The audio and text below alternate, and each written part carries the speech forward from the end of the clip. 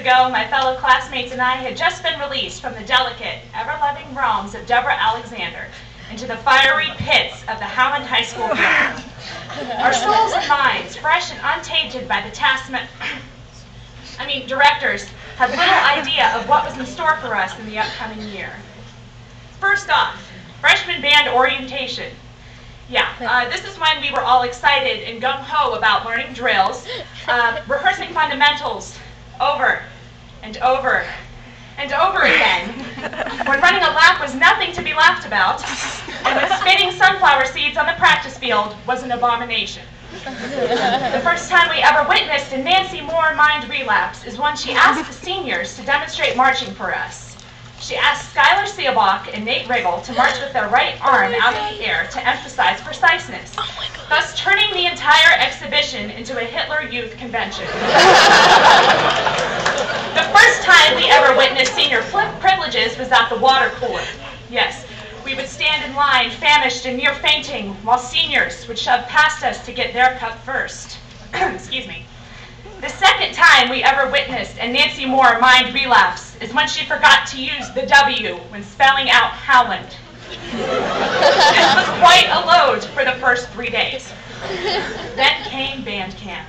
Yes, our first band camp experience ever, and we seniors will never forgive our parents for entrusting us into the hands of these two over here. As freshmen, we were wide-eyed with anticipation at all the things we were going to accomplish in the next week. Excitement was indeed an understatement for one of our first experiences as high schoolers. And Mr. Rezebek just couldn't resist scaring the crap out of us. He made it sound like walking upon the sacred grass was punishable by execution. If you walk on the sacred grass, the police will find out. They will find you. They will kill you. He didn't actually say this, but he was just as serious. And during the long hours of practice in the beating sun, which I'm sure violated some child labor laws, Mrs. Lorenzetti would come down from her tent on the hill and spray us with water in a pesticide sprayer. Oftentimes, we felt like cattle.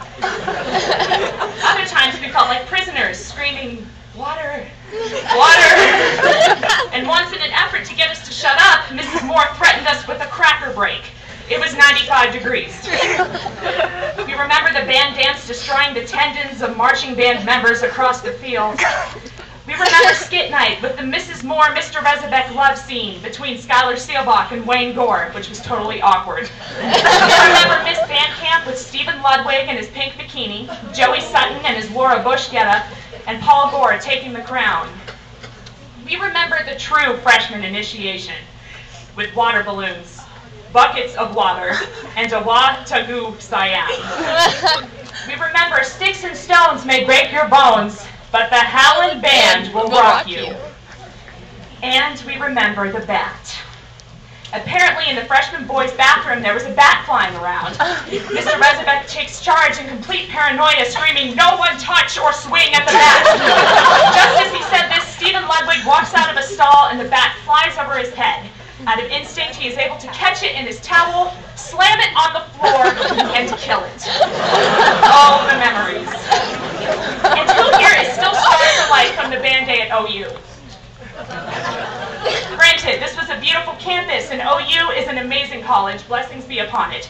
This is where Katie and I started our hat purchases, when we bought a hat on every band trip we went on. Yay. This is also where 2 people fainted from the heat. It was nearly 96 degrees, and we were fully clothed in our marching band uniforms. Mrs. Moore, can we please unzip our jackets halfway? No! The OU trip was also the first time I had gotten yelled at because I lost my temper with the couple making out behind me on the bus.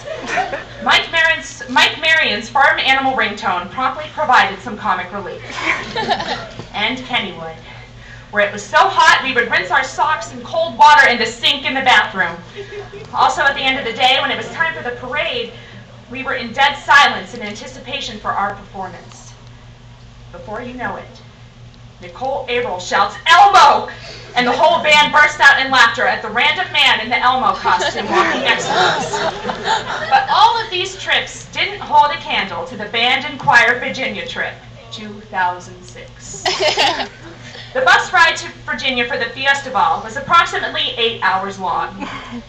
Mrs. Moore could not handle this. 6 hours in, she had put gum wrappers on her teeth in efforts to be recognized as a gangster. The night that followed can only be summed up in 2 words: total chaos. My roommates were Ashley, Bree, and Nathalia. Upon ordering 3 pizzas, Bree dumping out her purse on the table in front of the window, having our clothes thrown about everywhere, the TV on and the beds unmade, Ashley managed to lock us out of the room with the curtains open so everyone could view the disarray. Mr. Rezabec did a double take as he walked by and looked straight at me and said, "Are you serious?" Plus, my friends and I had heard rumors about guys from the choir jumping off the roof. I can't make this up.